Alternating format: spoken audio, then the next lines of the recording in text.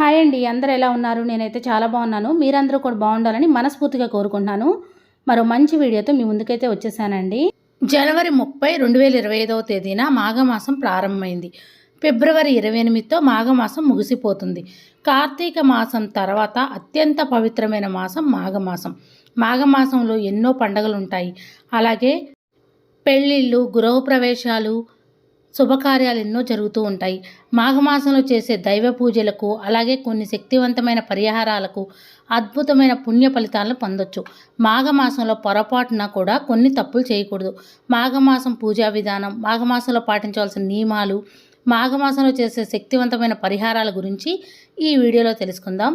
మన ఛానల్ని first time చూస్తున్నట్టయితే సబ్స్క్రైబ్ చేసుకోండి. నా వీడియో నచ్చినట్టయితే లైక్ చేయండి. జనవరి 30 నుండి ఫిబ్రవరి 28 వరకు మాఘమాసం ఉంటుంది. ఈ నెల రోజులు చాలా పవిత్రమైనవి. ఈ మాఘమాసం విశిష్టత ఏమిటంటే, ఈ మాఘమాసం నెల రోజుల పాటు విష్ణుమూర్తి జల రూపంలో నివసిస్తాడంట.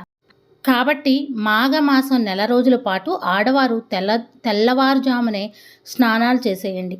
తెల్లారుజామున 8 గంటలలోపే స్నానాలు చేయడం వల్ల మీ కుటుంబానికి చాలా మంచి జరుగుతుంది. ఈ మాఘమాసంలో చన్నీటితోనే స్నానం చేస్తే విష్ణుమూర్తి సంపూర్ణ అనుగ్రహం లభిస్తుంది. ఈ మాఘమాసంలో ఇంట్లో స్నానం చేసేటప్పుడు ప్రయాగ అని 3 సార్లు జపించండి.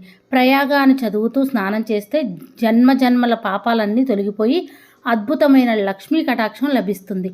మాఘమాసంలో సూర్యుడిని పూజిస్తే చాలా మంచిది. కాబట్టి మాఘమాసం నెల రోజుల పాటు ప్రతిరోజు ఉదయం స్నానం చేసిన తర్వాత రాగి చెంబులో నీళ్లు పోసి ఆ నీటిని సూర్యుడికి సమర్పించండి. సూర్యుడికి అర్ఘ్యం సమర్పించడం ద్వారా మీ జాతకంలో సూర్యుడు బలపడి విపరీతమైన అదృష్టం కలిసి వస్తుంది. డబ్బు పరంగా బాగా సెటిల్ అవుతారు. ఈ పవిత్రమైన మాఘమాసంలో ఎక్కువగా నువ్వులను తినండి. ముఖ్యంగా నువ్వులను దానం చేస్తే మీ కుటుంబానికి చాలా మంచి జరుగుతుందని పండితులు చెబుతున్నారు. ఈ మాఘమాసంలో ముక్కోటి దేవతలందరూ భూమిపైన సంచరిస్తూ ఉంటారంట. కాబట్టి ఈ మాఘమాసం నెల రోజులు ఉదయం స్నానం చేసిన తర్వాత దేవునికి నమస్కారం చేసుకోండి. ముక్కోటి దేవతల ఆశీర్వాదాన్ని సులభంగా పొందవచ్చు. ఈ పవిత్రమైన మాఘమాసంలో వెండి పాత్రలు, అలాగే ఇత్తడి పాత్రలను కొనకూడదు. మాఘమాసంలో మాంసాహారాన్ని తినకూడదు. ఈ మాఘమాసంలో ముఖ్యంగా ముల్లంగి దుంపలను అస్సలు తినకూడదు. ఈ మాఘమాసం మొత్తం సాత్విక ఆహారాన్ని తినాలి. మాఘమాసంలో భార్యాభర్తలు గొడవ పడకూడదు. మాఘమాసంలో భార్యాభర్తలు గొడవ పడితే మీ ఇంటికి కీడు సంభవిస్తుంది. మాఘమాసంలో లక్ష్మీదేవి అమ్మవారిని పూజిస్తే చాలా మంచిది. మనం ఎప్పుడైనా సరే వెంకటేశ్వర స్వామిని, లక్ష్మీదేవి అమ్మవారిని ఇద్దరినీ కూడా పూజించాలి. స్వామి అమ్మవార్ల అనుగ్రహం మన మీద ఉందంటే మనం ఎప్పుడూ కూడా సుఖ సంతోషాలతో, ఆయురారోగ్యాలతో ఉంటాం. మాఘమాసంలో సింపుల్గా పూజా మందిరంలోనే స్వామి అమ్మవార్ల పూజను చేసుకోవచ్చు. మీరు కావాలంటే పీఠం ఏర్పాటు చేసుకొని కూడా పూజ చేసుకోవచ్చు. మాఘమాసంలో ప్రతిరోజు పూజ చేసుకోవచ్చు. అలానే శుక్రవారం రోజున కానీ, మాఘ శనివారం రోజున కానీ స్వామి అమ్మవార్లకి ప్రత్యేకంగా పూజ చేసుకుంటే చాలా మంచిది.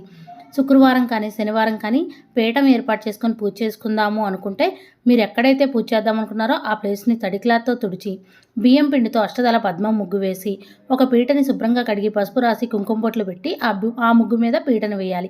పీట మీద ఒక జాకెట్ ముక్కను కానీ, తెల్లని టవల్ కానీ వేయాలి. స్వామి అమ్మవార్ల ఇద్దరి ఫోటోలను నిలుపుకోవాలి. అంటే ఒకే ఫోటోలో స్వామి అమ్మవార్లు ఇద్దరు ఉంటారు కదా, ఆ ఫోటోని నిలుపుకోవచ్చు. ఇద్దరు కలిసిన ఫోటో లేకపోతే స్వామివారి ఫోటో, అమ్మవారి ఫోటో అయినా పెట్టుకోవచ్చు. మీరు కావాలంటే పూజా మందిరంలోనైనా దేవుళ్ళందరి దగ్గర పూజ అయితే చేసుకోవచ్చు. ముందు బియ్యం మీద పసుపు కుంకుమ వేసి స్వామి అమ్మవార్ల ఫోటోలు నిలుపుకొని ముందుగా స్వామి అమ్మవార్లు ఇద్దరు కూడా గంధం కుంకుమ బొట్లు పెట్టి పువ్వులను సమర్పించాలి. ముందుగా మనం ఏ పూజ చేసినా విఘ్నాలు కలగకుండా ఉండడానికి గణపతి పూజ చేసుకుంటాం. కాబట్టి మీరు సపరేట్గా పీఠం ఏర్పాటు చేసుకున్నట్టయితే ఒక ప్లేట్లో వినాయక స్వామి విగ్రహాన్ని కూడా పెట్టుకోండి. లేదంటే పసుపు గణపతినైనా పెట్టుకోవచ్చు. ముందుగా స్వామివారికి గంధం కుంకుమ బొట్లు పెట్టాలి. ఓం గం గణపతి అయిన మహా అనుకుంటూ స్వామివారి దగ్గర పసుపు, కుంకుమ, గంధం, అక్షంతలు, పువ్వులు అన్నీ సమర్పించాలి. స్వామివారికి ప్రసాదంగా బెల్లం ముక్కను పెట్టాలి. నేనైతే స్వామివారి దగ్గర పిండి ప్రమిదల్లో దీపారాధన చేశాను. వినాయక స్వామికి ఎరుపు రంగు అక్షంతలతో పూజిస్తే చాలా మంచిది. స్వామివారికి తప్పకుండా వస్త్రం సమర్పించాలి. వినాయక స్వామికి దీప నైవేద్యాలన్నీ సమర్పించిన తర్వాత హారతి ఇచ్చి నమస్కారం చేసుకోవాలి. వినాయక స్వామి పూజ చేసుకునేటప్పుడు పువ్వులతో అక్షంతలతో పూజ చేసుకోవచ్చు. అయితే ఓం గం గణపతి అయిన మహా అనుకుంటూ చేసుకోవచ్చు. లేదా వినాయక స్వామి శ్లోకాలు చదువుకుంటూ, లేదా స్వామివారి పాటలు వినుకుంటూ, లేదా అష్టోత్తరం చదువుకుంటూ పువ్వులతో అక్షంతలతో పూజ చేసుకోవచ్చు. స్వామివారి పూజ కంప్లీట్ అయిన తర్వాత వెంకటేశ్వర స్వామి, లక్ష్మీదేవి అమ్మవారి దగ్గర పూజ చేసుకోవాలి. మీరు పూజలో తప్పకుండా కామాక్షి దీపాన్ని పెట్టుకోండి. మాఘమాసంలో పూజలో కామాక్షి దీపాన్ని పెట్టుకున్నారనుకోండి చాలా చాలా మంచిది. కామాక్షి దీపం అంటే కోరికలు నెరవేర్చే దీపం. కామాక్షి దీపానికి కూడా గంధం కుంకుమ బొట్లు పెట్టాలి.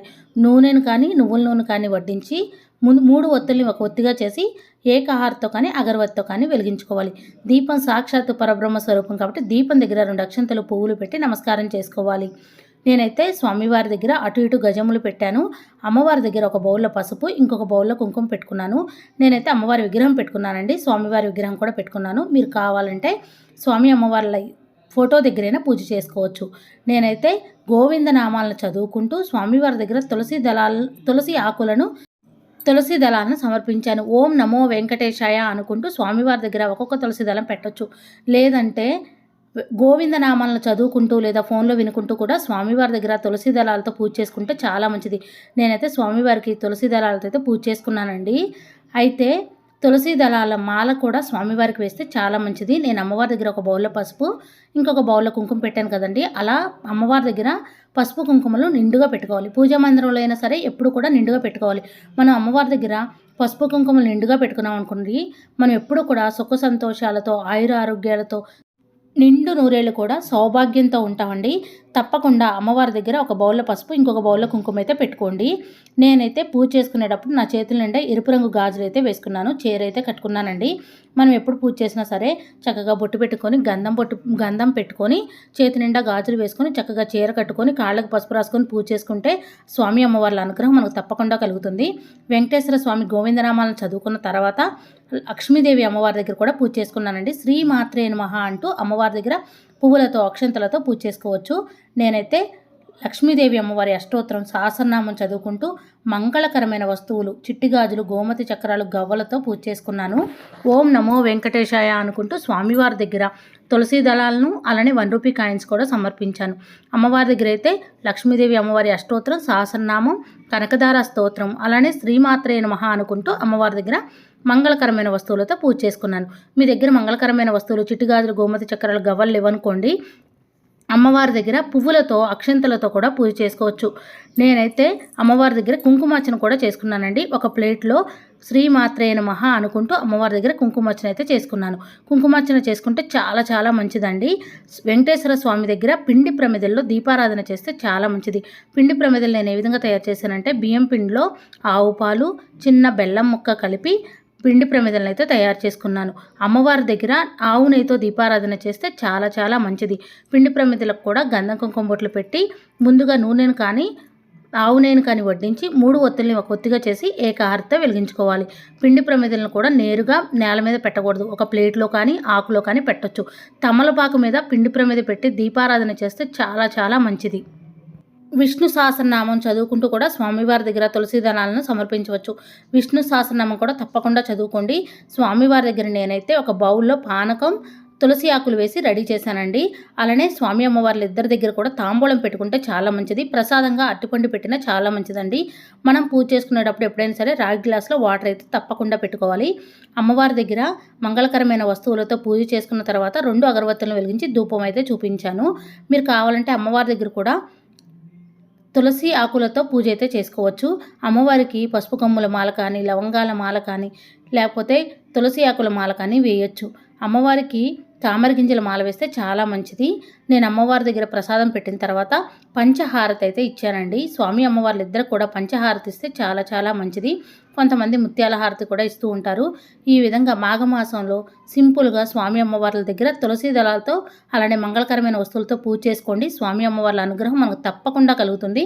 స్వామి అమ్మవార్ల అనుగ్రహం మన మీద ఉందంటే మనం ఎప్పుడు కూడా సుఖ సంతోషాలతో ఆయుర ఆరోగ్యాలతో ఉంటాం. మీరు కావాలంటే పీఠం ఏర్పాటు చేసుకొని చేయొచ్చు. లేదంటే మనం నిత్య పూజ ఏ విధంగా చేసుకుంటామో ఆ విధంగానే చేసుకొని స్వామి అమ్మవార్ల దగ్గర తులసి దళాలను సమర్పిస్తూ అలానే పూలతో అక్షంతలతో సింపుల్గా పూజ అయితే చేసుకోవచ్చు. మాఘమాసంలో చేసే లక్ష్మీ పూజలకు అపారమైన ధనలాభం సిద్ధిస్తుంది. జీవితంలో డబ్బు కొరత ఏర్పడదు. ఈ మాఘమాసంలో వచ్చే ప్రతి శుక్రవారం రోజున ఇంటి గడపలకు ఖచ్చితంగా పసుపు రాయాలి. నేను ఇందాక చెప్పడం మర్చిపోయానండి. మనం ఎప్పుడు పూజ చేసినా సరే ముందుగా ద్వార పూజ చేసుకున్న తర్వాతే ఇంట్లో పూజ చేసుకోవాలి. గుమ్మానికి చక్కగా పసుపు రాసి కుంకుమ బొట్లు పెట్టి బియ్యం పిండితో ముగ్గులు వేసుకోవాలి. వాకిలిని అందంగా అలంకరించుకోవాలి. మన ఇంటి ముందు వీలైనంత వరకు కమలం ముగ్గులు, తామర పువ్వు ముగ్గులు వేసుకోవాలి. అయితే ఎవరు తొక్కకుండా ఉండేలా చూసి వేసుకోండి. నేనైతే అమ్మవారి పాదాలను కూడా వేసుకున్నాను. ఎవరు తొక్కకుండా చూసుకోండి. అమ్మవారి పాదాలు వేసుకొని అమ్మవారిని ఇంట్లోకి రామని ఆహ్వానం పలికి అమ్మవారికి ద్వార పూజ చేసుకున్న తర్వాత పూజ మందిరంలో పూజ చేసుకున్నారనుకోండి, తప్పకుండా అమ్మవారు మన పూజని స్వీకరిస్తారు. మాఘమాసంలో శివయ్యను కూడా పూజిస్తారు. మాఘమాసంలో చేసే శివ పూజలకు కూడా అఖండ రాజయోగం సిద్ధిస్తుంది. మాఘమాసంలో శివలింగానికి అభిషేకాలు చేస్తే డబ్బు కష్టాలని త్వరగా తొలగిపోతాయి. మాఘమాసంలో తులసమ్మని కూడా పూజిస్తే చాలా మంచిది. తులసమ్మ అంటే లక్ష్మీదేవే కదండి. తులసమ్మ దగ్గర కూడా దీపారాధన చేసుకుంటే చాలా చాలా మంచిది. అలానే గోమాతలో ముక్కోటి దేవతలు కొలువై ఉంటారు. గోమాతను కూడా పూజిస్తే చాలా మంచిది. మనకున్న దోషాలన్నీ తొలగిపోతాయి. గోమాత అనుగ్రహం మన మీద ఉంది అంటే ముక్కోటి దేవతల అనుగ్రహం మన మీద ఉన్నట్టే. ప్రసాదంగా వడపప్పు, బెల్లం ముక్క, పానకం అయితే పెట్టాను. అరటిపళ్ళు పెట్టినా చాలా మంచిది. లేదా పరమాన్నం కూడా ప్రసాదంగా పెట్టొచ్చు. మన పనులన్నీ ఎప్పటికప్పుడు చేసుకొని మన ఇల్లంతా కూడా శుభ్రంగా ఉంచుకోవాలి. ఎక్కడ కూడా బూజులు లేకుండా చూసుకోండి. అలా ఉంటేనే మన ఇంట్లో ఐశ్వర్యం ఉంటుంది. లక్ష్మీదేవి అమ్మవారు కూడా మన ఇంట్లో తిష్ట వేసుకొని కూర్చుంటుంది. మాఘమాసంలో శుభకార్యాలు నిర్వహించుకోవచ్చు. అక్షరాభ్యాసాలు, నామకరణ మహోత్సవాలు, పెళ్ళిళ్ళు, గృహప్రవేశాలు చేస్తూ ఉంటారు. ఇలా మాఘమాసంలో చేసే శుభకార్యాలు మంచి ఫలితాన్ని ఇస్తాయి. మాఘమాసంలో వివాహం చేసుకుంటే ఆ బంధం బలంగా ఉంటుందని నమ్మకం. ఈ పవిత్రమైన మాఘమాసంలో సముద్ర స్నానాలకు అలాగే నదీ స్నానాలకు చాలా విశిష్టత ఉంది. ఎందుకంటే మాఘమాసం నెల రోజుల వరకు పుణ్యనదులన్నీ అమృతంగా మారతాయి. కాబట్టి ఈ మాఘమాసంలో ఒక్కసారైనా సరే పుణ్యనదుల్లో స్నానం చేయండి.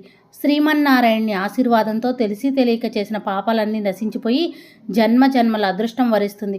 ముఖ్యంగా మాఘమాసంలో వచ్చే మాఘ పౌర్ణమి రోజున నదీ స్నానం చేయడం ద్వారా ముక్కోటి దేవతల ఆశీర్వాదాన్ని పొందొచ్చు. అలానే మాఘ పౌర్ణమి రోజున తప్పకుండా స్వామి అమ్మవార్లిద్దరినీ కూడా పూజించాలి.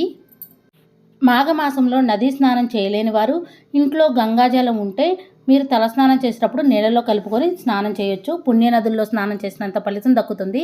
కార్తీక మాసంలో వేకుజామునే దీపారాధన చేసినట్టే మాఘమాసంలో కూడా తెల్లవారుజామునే దీపారాధన చేయడం మంచిది. మాఘమాసం అంటేనే చాలా పవిత్రమైన మాసం. కాబట్టి మాఘమాసంలో చేసే దాన ధర్మాలకు కోటి జన్మల పుణ్య ఫలితాన్ని పొందొచ్చు. మాఘమాసంలో ఎవరికైనా అన్నదానం చేస్తే చాలా మంచిది. ఇలా చేయడం వల్ల ధనధాన్యాలకు మీకు లోటు ఉండదు. వృధా ఖర్చులు కూడా తగ్గిపోతాయి. మాఘమాసంలో అన్ని దానాల కంటే తిలదానం చాలా గొప్పది. తిలదానం అంటే నువ్వులను దానం చేయడం. మాఘమాసంలో గుప్పెడు నువ్వులు దానం చేసినా చాలా మంచిది.